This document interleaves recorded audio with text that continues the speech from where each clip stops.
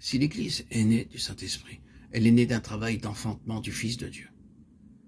Donc la loi du travail d'enfantement doit se trouver juste à l'origine de toute véritable représentation d'Église universelle ou locale.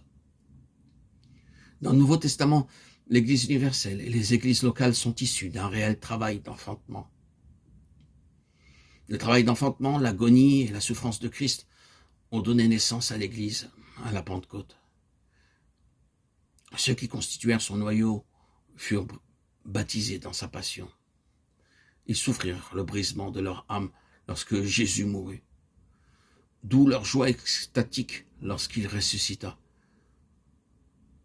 Dans leur cas, le passage de Jean 16, 21, 22 fut accompli littéralement.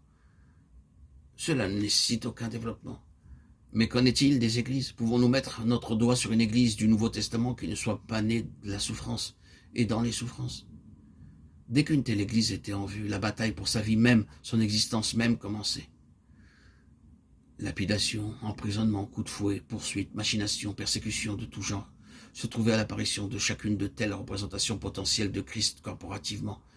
Quelqu'un devait payer un prix, et les églises étaient le prix du sang et des larmes.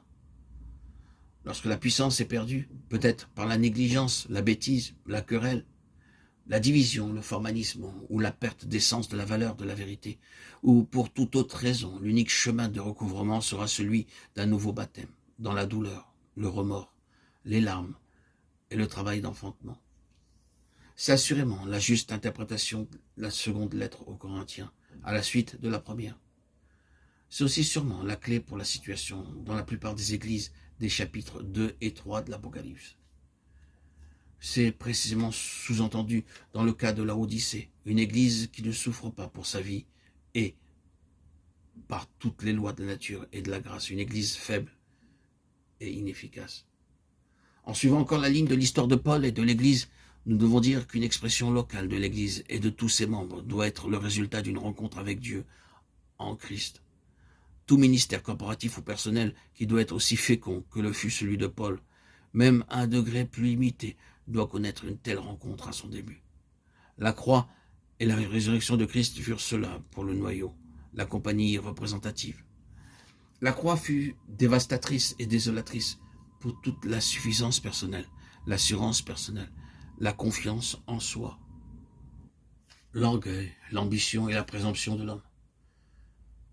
La résurrection fut l'invasion et la prise de pouvoir de la part de la vie de l'autre. Ceci se voit très clairement dans le cas de l'homme qui, plus qu'aucun autre, a représenté ce noyau, à savoir Simon-Pierre. Il fut un homme brisé, fracassé par la croix, mais reconstitué sur une autre base par la résurrection. Quant au grand dévoilement du mystère de Christ et de son corps, l'Église, la dévastation et la survie même de Paul eurent lieu par cette rencontre sur la route de Damas. Une telle rencontre tôt ou tard personnelle et collective doit se trouver à la fondation d'une vraie vie corporative. Cela peut avoir lieu au début ou plus tard. Cela peut être un recouvrement nécessaire après une faillite. Maintes églises et maintes serviteurs de Dieu ont eu leur histoire coupée en deux par une telle rencontre. Avant cela, un ministère ordinaire, limité et comparativement sans puissance. Après cela, une libération et un élargissement accompagné de beaucoup de fécondité spirituelle. Et cela est une réalité dans un bon nombre de cas.